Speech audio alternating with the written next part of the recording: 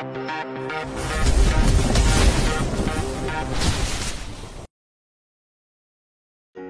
12. Istri untuk sang mafia. Setelah mandi, Arumi sholat asyar. Selepas sholat Arumi menangis sesenggukan di atas sajadah. Dia mengadu pada Tuhannya. Bahu gadis itu naik turun pertanda Arumi saat ini berada di titik batas kekuatannya. Arumi tak tahan lagi untuk menahan tangisnya kali ini. Kenapa? Arumi harus mengalami kejadian ini, ya Allah. Apa rencanamu yang sebenarnya? Kalau Arumi pergi dari sini, lalu siapa yang akan mengurus Pade? Karena Pade tidak mau pergi meninggalkan rumah peninggalan nenek ini. Berikan Arumi petunjuk, ya Allah. Lirik Arumi dengan kedua tangan yang menengadah di depan wajahnya. Ternyata, Max mengintip di depan pintu kamar yang tidak tertutup rapat itu. Max bahkan memegangi dadanya yang bergetar. Perasaan aneh yang sering dirasakannya acap kali melihat Arumi bersedih. Biasanya, perasaan Max sama sekali tidak tersentuh dengan apapun. Max adalah seorang mafia yang dingin tanpa cinta dan perasaan. Arumi. Max terpaksa masuk. Dia tak tahan mendengar tangis Arumi yang pilu. Arumi terkejut karena kehadiran Max yang tiba-tiba. Dia langsung menghapus air matanya. Max pura-pura tidak tahu kalau dia sejak tadi mendengar tangisan Arumi yang menyayat hati. Ada apa? Mas, mau sholat juga? Tanya Arumi tanpa menoleh ke arah suaminya. Tidak, aku mau pinjam ponselmu, tegas Max. Dia harus menghubungi Dev secepatnya. Di sebuah bangunan mewah yang bisa dikatakan sebuah mansion. Sepasang pria dan wanita sedang ribut dan saling menyalahkan. Ketika mereka mendapati bahwa sudah 2 malam ketua mereka tidak pulang ke markas maupun mansion. Bahkan, sama sekali tak ada jejak yang dapat dilacak oleh alat milik Dev. Lihat saja bagaimana cara kau bekerja, Dev. Kalau sudah begini, siapa yang tidak pusing? Ketua hilang tanpa kabar dan jejak. Musuh pasti tertawa. Hardik N. Pada Dev yang menatapnya kesal. Lancar sekali kau bicara, N. Beraninya kau limpahkan kesalahan ini padaku. Kau itu sahabat dekatnya. Kau pun tidak bisa berbuat apa-apa. Kilahnya tak terima saat N. menyalahkannya terus. Kau memang salah, Dev. Cepat kerahkan anak buahmu lebih banyak. Tita N. Membuat Dev menggemeretakkan giginya, geram. Kau, jangan seenaknya memerintahku. Sentak Dev, semakin naik pitam ketika N terus meneriakinya. Hah? Apa kau bilang? Aku memerintah. Aku hanya memberi saran padamu. Elak N. Kau itu jangan seenaknya melepaskan masalah ini kepadaku saja. Sebaiknya kau juga turun tangan. Sarkas Dev. Dia dan N memang tidak pernah akur. Tentu saja Dev. Aku ini kan sahabatnya. Aku sudah mengirimkan drone untuk melacaknya. N makin kesal saja. Kalau Dev bukan orang kepercayaan, Max, mungkin pria itu sudah dia lempar ke dalam kolam buaya. N sontak berdiri dari duduknya, pertanda wanita itu benar-benar marah. Terserah kau. Dev mengambil ponsel di sakunya yang bergetar. Alisnya mengernyit karena yang menghubunginya adalah nomor asing. Lama Dev mengabaikan panggilan itu. Hingga akhirnya, dia mendapatkan sebuah pesan. Ini aku, Dev. Dev langsung menghubungi balik, karena dia tahu siapa itu. Halo, Ketua, sapa Dev. N yang sudah berada di pintu sontak menoleh ke belakang. Max. Anne berbalik dan memutuskan untuk menghampiri Dev. Dev, aku baik-baik saja dan saat ini berada di sebuah kampung. Aku akan mengirimkan peta lokasinya. Besok pagi-pagi sekali datanglah ke sini. Bawa orang-orangmu tapi berpencar jangan terlalu mencolok. Paham? Titah Max tegas. Dev langsung mengangguk paham. Baik, Ketua. Saya senang Anda baik-baik saja.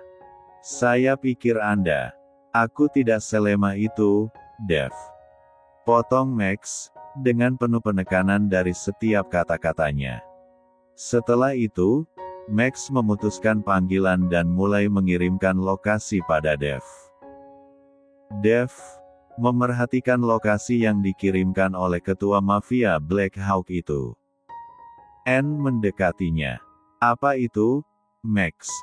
Dia baik-baik saja. Di mana dia sekarang? Cecar Anne. Dev langsung menoleh ke arahnya dengan tatapan sinis. Cerewet. Sindirnya singkat dan kembali menatap layar gadget pintarnya lagi.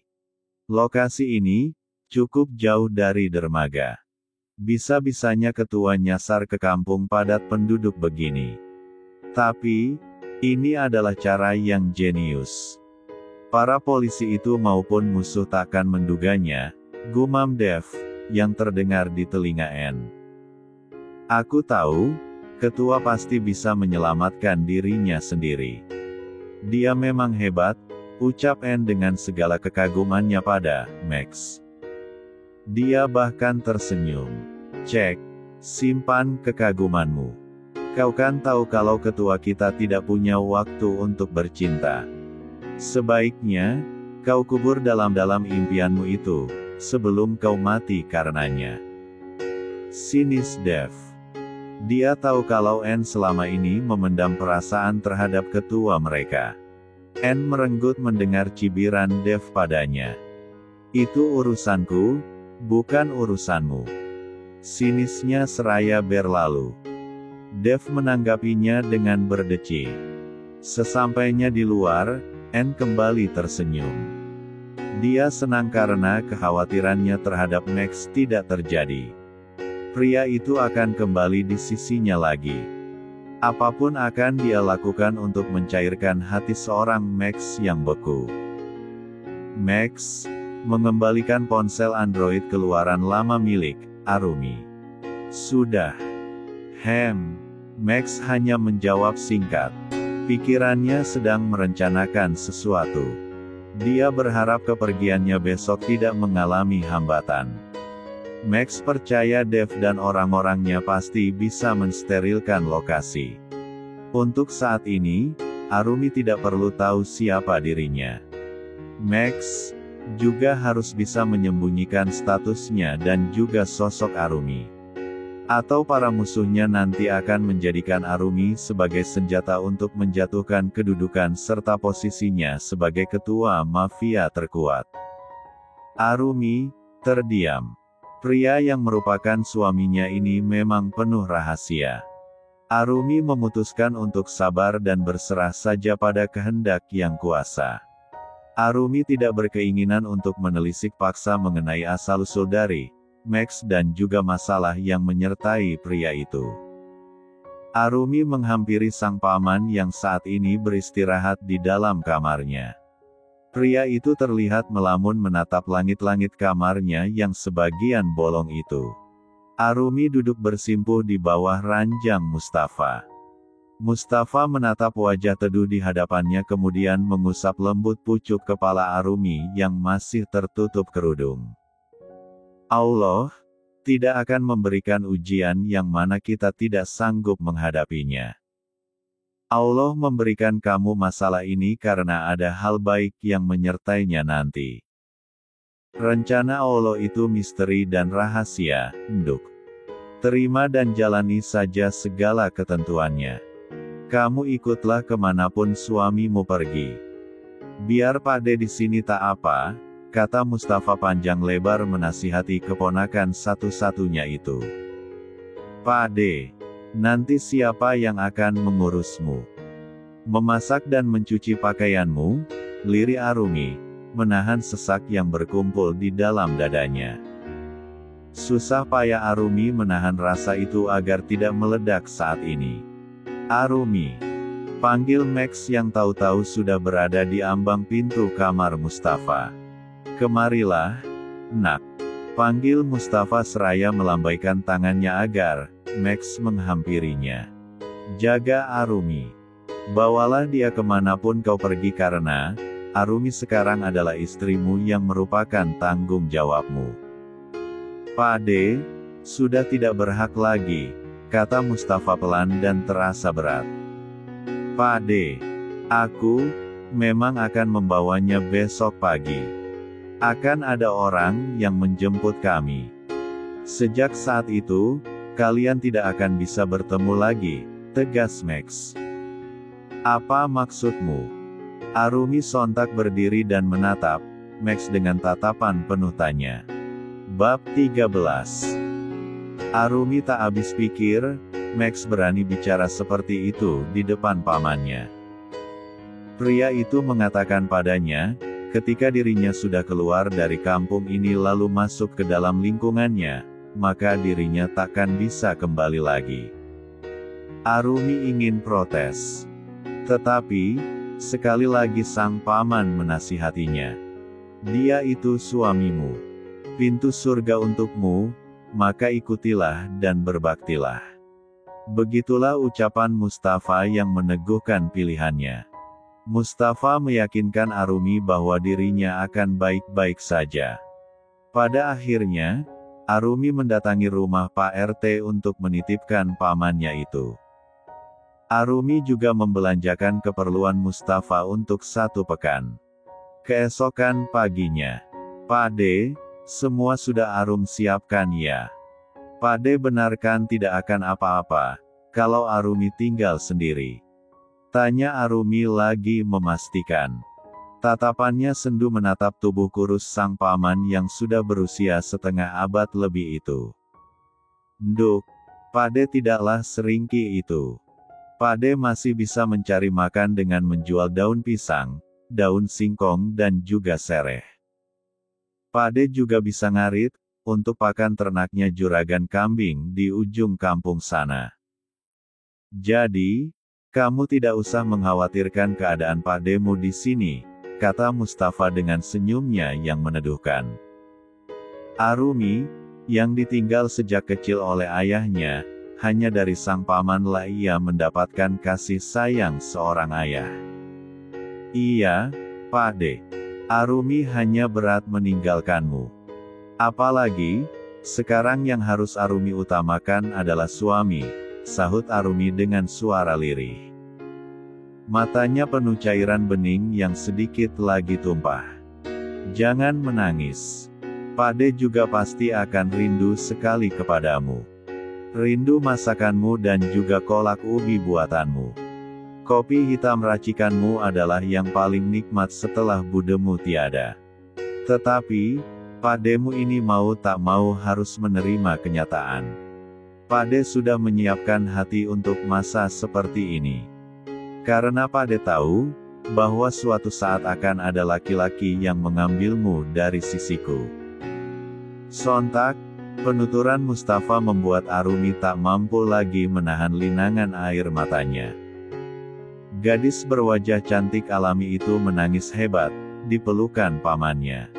Sementara itu, di luar kamar Max, sedang gusar. Lah sejak tadi memantau kabar dari Dev melalui ponsel Arumi. Max menginginkan kedatangan Dev sesaat sebelum matahari terbit dari ufuk timur. Karena Max tidak mau kedatangan Dev menjadi pusat perhatian warga kampung. Akan tetapi, perkiraannya salah. Orang-orang kampung itu sudah berkumpul di depan gerbang pekarangan rumah Arumi setelah mereka pulang sholat subuh tadi. Mereka itu gila. Langit masih gelap tapi sudah berkumpul di depan rumah tetangga. Umpat Max, menggerutu. Max terus memantau pergerakan dari Dev dengan sistem GPS yang ia unduh dari ponsel pintar milik Arumi itu. Meskipun tidak terlalu canggih tapi cukup membantunya. Kedua mata elang, Max terus memperhatikan titik lokasi yang menandakan pergerakan dari Dev. Sesekali urat-urat di rahang dan leher, Max menegang. Karena ia tahu, bahwa Dev saat ini dihadang oleh musuh. Dev mengabarkan kalau anak-anak buahnya sempat diserang oleh orang-orangnya Oliver. Sehingga di sini, Max menjadi gusar. Namun, tak berapa lama kemudian, yang ditunggu sampai. Ketua, kenapa banyak sekali manusia di jalanan? Apakah saya tetap harus masuk? Tanya Dev dari dalam mobil melalui carphone-nya. Masuklah. Buat mereka semua menjauh dari rumah Arumi. Titah Max, dengan nada yang terdengar geram. Dev meluncurkan limousin mewah berwarna hitam metalik. Mobil yang harganya diperkirakan tembus 100 miliar itu, memiliki bodi yang kebal peluru. Sehingga, aman untuk membawa sang ketua mafia. Hanya saja, Dev sejak semalam heran karena sang ketua selalu menyebut nama satu wanita, yaitu Arumi. Apa yang sebenarnya terjadi? Dan apa hubungannya sang ketua dengan wanita kampung itu? Berbagai pertanyaan hanya berputar di dalam kepala Dev tanpa jawaban. Limousin masuk hingga ke depan gerbang rumah Arumi yang mana terdapat para warga berkumpul. Cukup banyak, hingga Dev kesusahan untuk maju menuju depan gerbang. Sementara kendaraan anak buahnya berjaga-jaga di depan gang dan sekitar kampung tersebut dengan jarak ukur 100 meter. Dev benar-benar telah mensterilkan area yang akan dilewati oleh Max nanti. Tin. Dev membunyikan klakson cukup kencang agar para warga menjauh dari kendaraan itu. Mereka benar-benar penasaran, karena baru kali ini ada mobil dengan model serta ukuran tak biasa masuk ke kampung mereka. Mobil siapa sih ini? Cakep bener. Kok berhenti di depan rumah Arumi sih?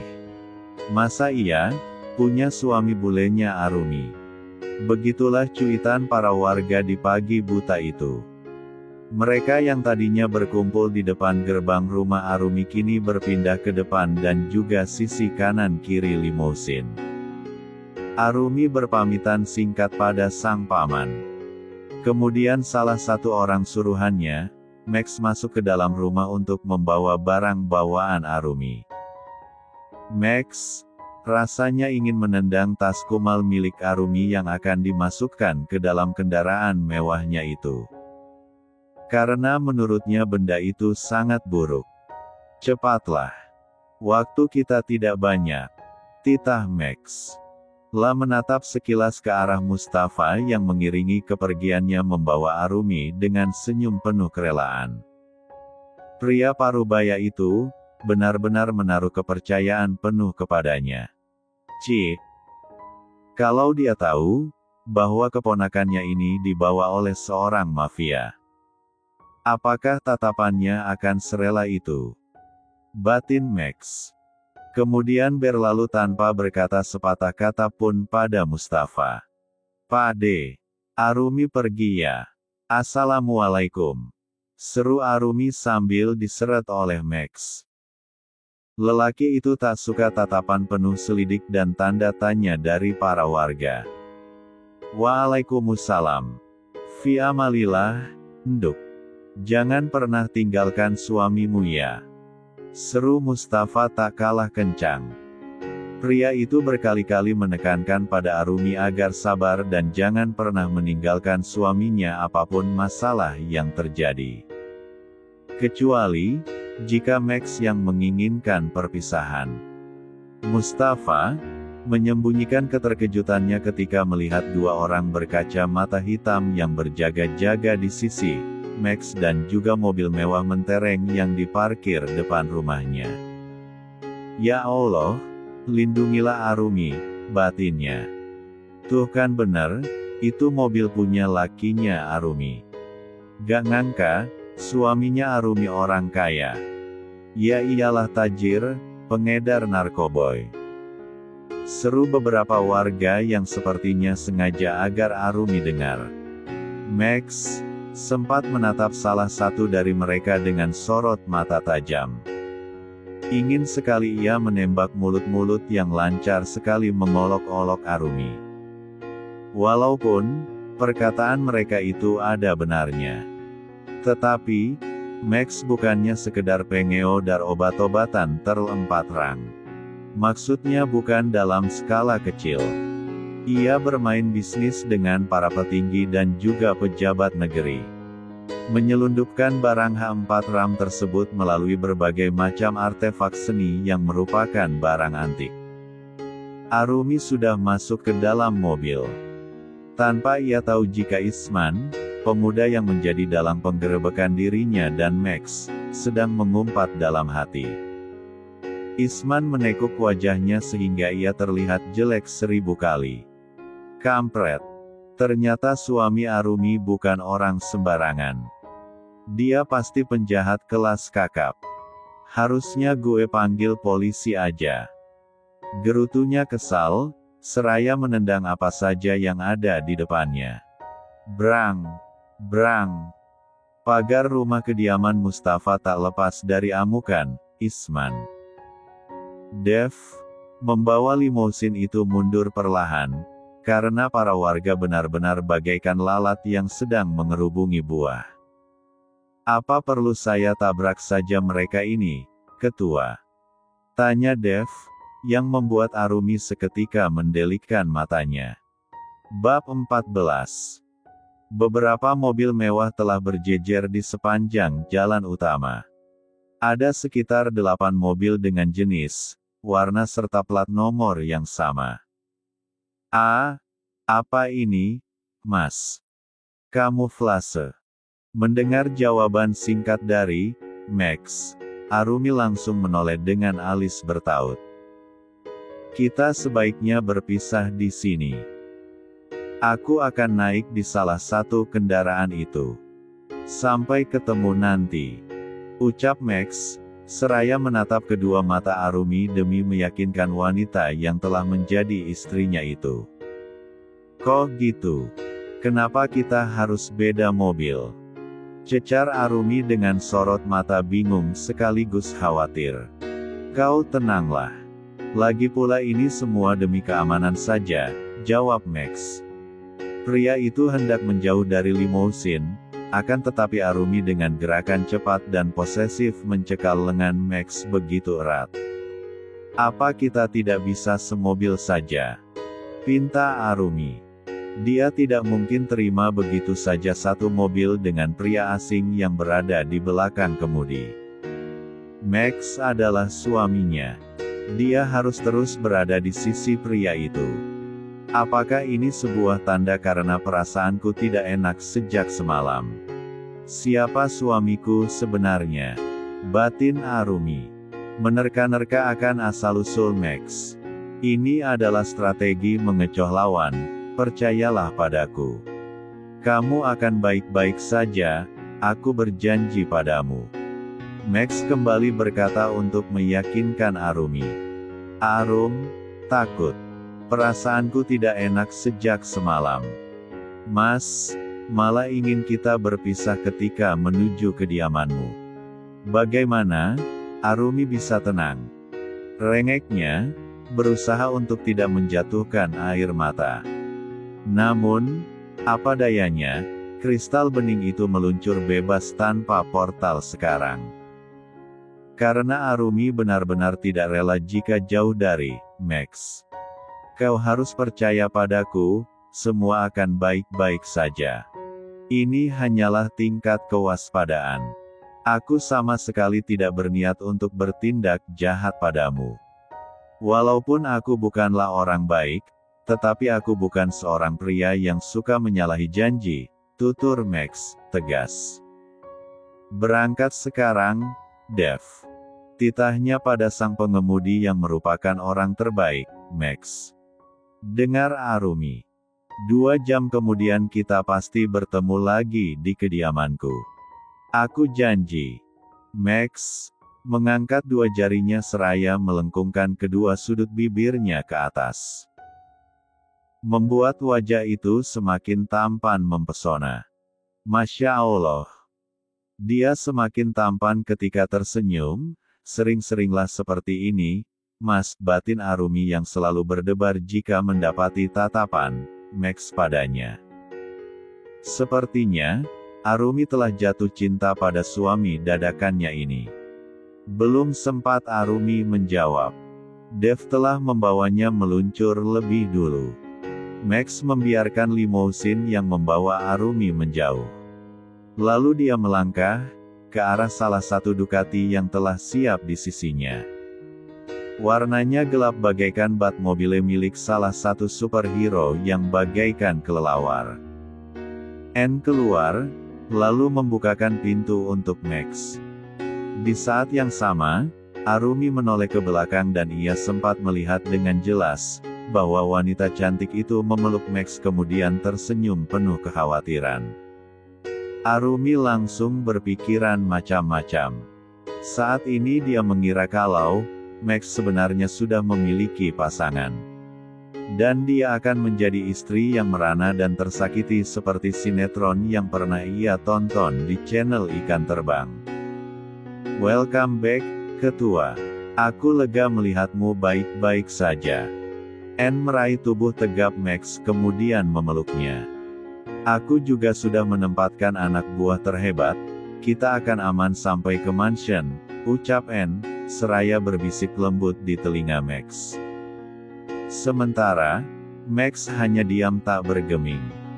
Kau juga harus memastikan kalau wanita di dalam sana baik-baik saja, kawal Dev. Tibalah tepat waktu. Karena aku paling tidak suka menunggu, ucap Max, setelahnya ia masuk ke dalam mobil yang baru datang. Peganglah janjiku, Ketua. Lalu, Max menutup pintu itu, dengan tatapan yang belum pernah N lihat sebelumnya. Namun N tidak mau memusingkan hal itu dulu. N juga segera masuk ke dalam mobil dan terus memperhatikan sampai kendaraan yang membawa Max melaju lebih dulu. Jalan. Tita N pada driver yang duduk di depan kemudi. Mobil pun melaju satu persatu, membelah jalan kota besar. Meliuk di antara kerumunan kendaraan lain. Berpencar hingga musuh takkan tahu, di mobil mana Max dan Arumi berada. Beberapa saat kemudian, tiba-tiba dari arah belakang, sebuah mobil sport merah mengkilat melesat kencang. Menyalip beberapa kendaraan di hadapannya dengan lincah. Lalu, 3 buah Jeep Wrangler mengekor dari arah belakang. Pertahankan kecepatan kalian, 1 mobil sport hitam berada di depan. Sedangkan 4 Jeep berada di kanan kiri serta belakang. Mereka berusaha memblokir, dan memerangkap kita. Lapor N, sambil memantau pergerakan dari atas melalui drone miliknya.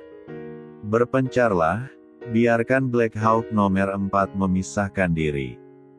Titah Max, untuk para anak buahnya yang mengemudikan Ducati hitam metalik melalui earphone yang terpasang pada telinganya. Mereka pun memecah formasi yang mereka bentuk tadi. Para pengawal ini dibentuk khusus oleh Dev. Black Hawk 6 dan 3 berpencarlah. Teruslah mengecoh jeep-jeep itu. Dev terus memberi komando dari balik alat komunikasi ciptaannya. CK3TTT. Sebuah Jeep Wrangler itu berhasil memojokkan salah satu Black Hawk.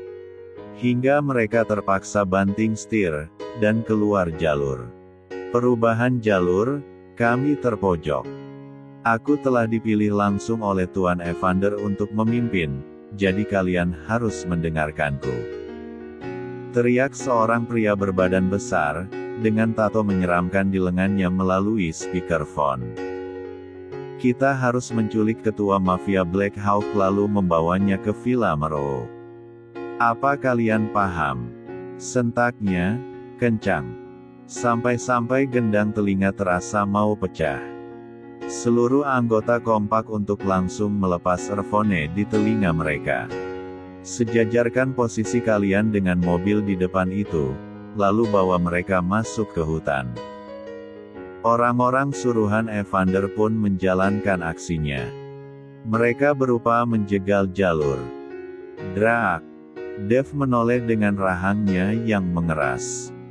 Ketika ada sebuah mobil jeep yang menyerempetnya. Ada apa? Kenapa kita dikejar-kejar? Cecar Arumi bingung dengan keadaan yang belum pernah ia alami sebelumnya.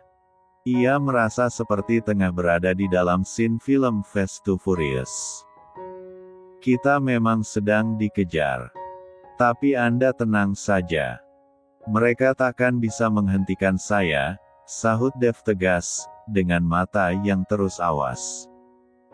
Dev masih bingung, siapa wanita yang dia bawa ini? Kenapa?